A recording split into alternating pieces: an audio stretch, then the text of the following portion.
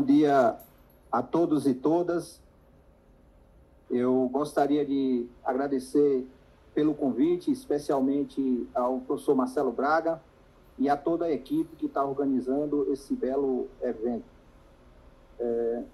Fiquei muito impressionado com as discussões que tivemos ontem, né, com os trabalhos que foram apresentados, e nessa oportunidade eu vou apresentar alguns elementos do contexto nacional e regional que, de certa forma, justificam todo esse projeto, todas essas ações que estão sendo desenvolvidas, certo? Então, o meu foco vai ser discutir um pouco esse contexto de desigualdades que permeia o campo brasileiro. Depois, eu quero, de certa forma, dimensionar o público da inclusão produtiva rural no Brasil, e, ao final, eu quero discutir alguns aspectos da principal política pública de inclusão produtiva que nós temos, que é o PRONAF, né, o Programa Nacional de Fortalecimento da Agricultura Familiar, que já foi mencionado aqui ontem em algumas oportunidades. E, no final, eu quero concluir dizendo que o projeto Dom Helder Câmara 3, ele se encaixa perfeitamente como uma ação complementar e de fortalecimento dessas ações em geral que são desenvolvidas, inclusive, do PRONAF. A primeira coisa que nós temos que entender é que prevalece no campo brasileiro uma profunda desigualdade socioprodutiva. Essa daí é uma tabela que eu retirei de um trabalho do colega José Eustáquio, do IPEA, que ele atualizou um número que gerou muita polêmica em 2010, que foi o lançamento de um livro que tinha um texto do professor Eliseu Alves, da Embrapa, onde o professor Eliseu Alves mostrou que a produção econômica no rural brasileiro era altamente concentrada e que a maioria dos agricultores produzia muito pouco. E para esses agricultores que produziam muito pouco, não restava nenhuma esperança. A ideia era dar política social para eles e esperar algum momento que eles pudessem migrar para as cidades e que as cidades iriam absorver esses agricultores. Eu já digo logo de cara que eu não concordo com essa tese, né? Mas o dado é evidente, né? Nós temos aí o dado do Censo Agropecuário de 2017, que mostra que os agricultores com renda bruta anual até 2 salários mínimos, eles representavam quase 70% e produziam 4% da riqueza do país. Enquanto isso, os estabelecimentos com renda acima de 200 salários mínimos eram um percentual extremamente pequeno, como vocês podem ver aí na linha que está marcada, e produziam mais da metade da riqueza agropecuária do país. Então, essa é uma desigualdade gritante, fruto da nossa herança histórica e fruto também das contradições da ação do Estado ao longo do tempo, né? Isso é um fato. Agora, vale dizer que, e essa é uma verdade inconveniente, que prevalece também uma desigualdade muito forte dentro da agricultura familiar, certo? Então, o Brasil tem mais de 3,9 milhões de estabelecimentos familiares que ocupam mais de 10 milhões de pessoas, só que aí eu peguei essa informação censitária e eu estratifiquei o universo da agricultura familiar a partir do próprio dado do IBGE. O que eu estou chamando de agricultor familiar pobre são todos os agricultores familiares do Brasil com renda até 20 mil. A agricultura familiar intermediária seriam os agricultores familiares com valor bruto da produção de 20 mil a 360 mil. E a agricultura familiar consolidada são os agricultores familiares com renda acima de 360 mil. O que nós podemos observar rapidamente olhando para essa tabela? Que 70% dos agricultores familiares do Brasil, que estão nessa faixa destacada de amarelo, produziram, em 2017, 12% do valor bruto da produção do país. Esse valor bruto da produção, ele leva em conta a produção agrícola, pecuária e a produção agroindustrial do estabelecimento. Por outro lado, na última linha, menos de 1% dos estabelecimentos da agricultura familiar produziram 18% da riqueza. Estou chamando a atenção para isso porque dentro da agricultura familiar nacional prevalece uma grande desigualdade produtiva, né? O secretário Alexandre mencionou isso aqui ontem, os índices de tecnificação são uma prova disso, né? Uma outra questão, e eu trago aí agora alguns dados que mostram uma breve caracterização do mercado de trabalho agrícola no Brasil. Esse foi um estudo desenvolvido pelo colega Mauro Del Grosse e o Vicente Marques, e eles pegaram um dado mais recente, de 2023, e mostraram que as pessoas dedicadas exclusivamente à agricultura no Brasil, esse tipo de emprego está em queda, tá? A gente observa aí no gráfico de cima que as pessoas dedicadas exclusivamente à agricultura no Brasil, trabalhando na agricultura, são 8,1 milhões de pessoas. Por outro lado, na tabela à esquerda, o Mauro também fez, de uma forma muito interessante, uma tipologia desses 8 milhões de pessoas que trabalhavam na agricultura. Observem que o trabalho assalariado com carteira representa só 20%. Então, de todas as pessoas que estavam trabalhando na agricultura, dedicadas exclusivamente ao trabalho agrícola no Brasil, 20% tinham carteira de trabalho assinada. O restante, fora os empregadores, eram trabalhadores informais. O Mauro foi além com o Vicente e eles analisaram a renda média do trabalhador agrícola brasileiro. É uma renda média muito baixa, né? O trabalhador assalariado com carteira assinada, ele tem uma renda melhor. Já o trabalhador que trabalha sem carteira, pouco mais de R$1.000.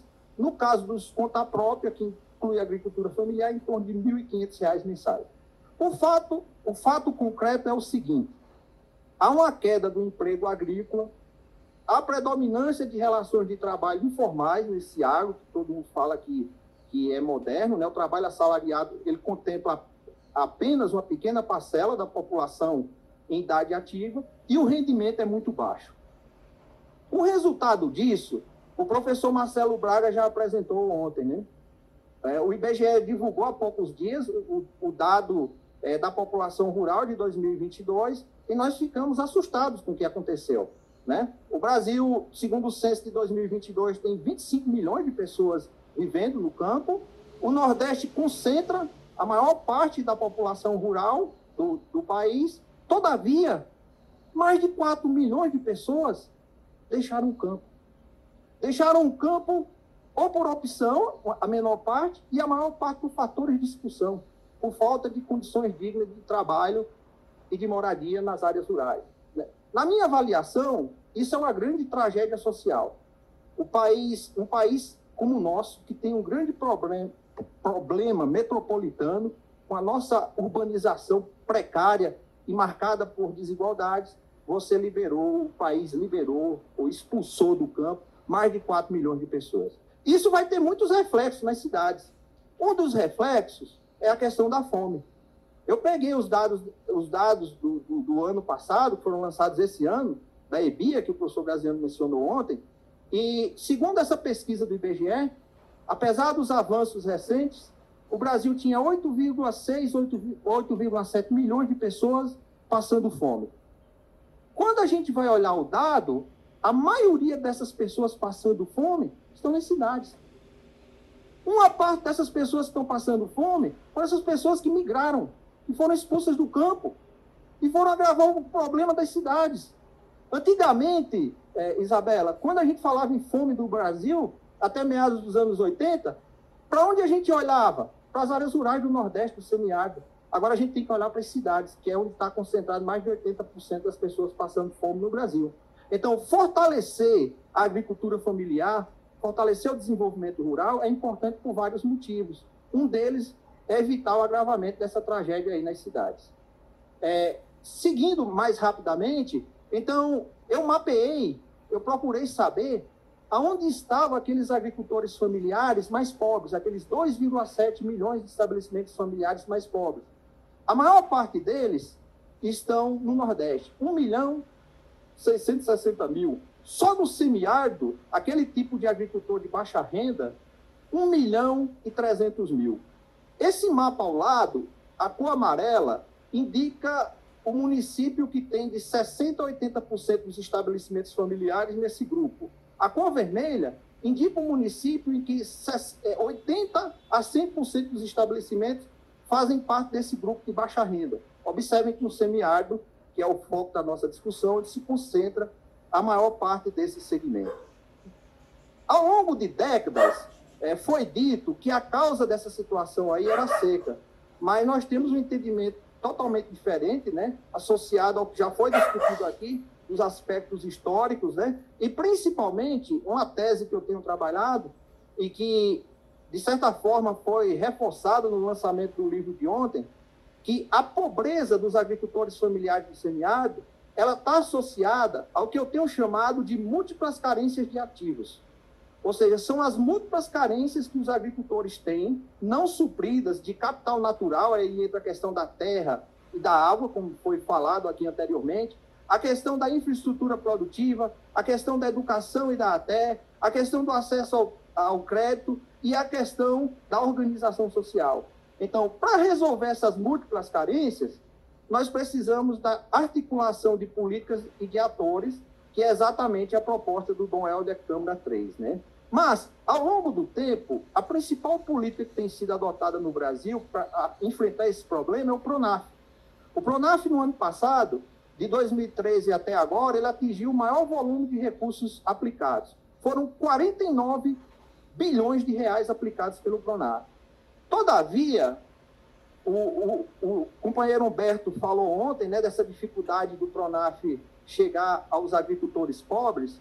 Eu estou desenvolvendo um trabalho, estou concluindo um trabalho com o colega Ernesto Galindo, do MDA, onde nós estamos redimensionando o acesso ao PRONAF, não pelo número de contratos, mas pelo CPF. Essa coluna preta aí do mapa é o CPF. Então, observem que o grau de acesso ao PRONAF é muito menor do que o que a gente pensa. Em 2023, no ano passado, por exemplo, menos de 1 milhão de agricultores tiveram acesso ao PRONAF. Nós também fizemos um levantamento, essa coluna vermelha do gráfico mostra os CPFs novos que ingressaram no PRONAF de 2003 para cá. Observe que o número de agricultores ingressantes no PRONAF nesse período tem declinado. No geral, eu fiz uma comparação grosseira aí, comparando o número de contratos com o universo da agricultura familiar no Brasil, 3,9 milhões de estabelecimentos. E nós constatamos que o PRONAF, em média, ele cobre 1/4 da agricultura familiar nacional. O restante dos agricultores familiares do Brasil, uma parte significativa deles no semiárido, apesar do avanço do agroamigo, do PRONAF-B, eles estão fora da política de crédito, né? É o que essa metodologia revelou para nós, né? Uma outra coisa, um estudo recentíssimo, para apresentar essa tabela para vocês, eu tive que pedir autorização ao amigo Bacarim, do Instituto Fome Zero, que é uma pesquisa que o Instituto Fome Zero está fazendo em parceria com o MDA. O Bacarim, ele fez um levantamento interessante. Ele queria saber para onde estava indo o dinheiro do PRONAF. 84% do crédito do PRONAF, em média, está indo para custeio agrícola, soja, milho, café e trigo, principalmente. E para o programa Mais Alimentos, que financia principalmente a aquisição de máquinas agrícolas com aquele perfil que o secretário Alexandre falou ontem, né, que não é adequado à agricultura familiar. Por outro lado, o crédito para a reforma agrária, o crédito para linhas alternativas, como a agroecologia, a bioeconomia, o PRONAF semiárido, praticamente nem aparece, porque os valores não são significativos. Então, é por isso que eu digo para vocês, e vou concluir minha fala agora, que o que está sendo feito aqui, o que está sendo discutido aqui, e as possibilidades do projeto Dom Helder Câmara de superar aquelas múltiplas carências que eu falei, de articular os processos sociais para reverter essa situação aí, para melhorar as condições produtivas no campo, para evitar ou diminuir aquela tragédia social nas cidades, é algo estratégico que deve ser fortalecido. Era isso. Muito obrigado pela atenção.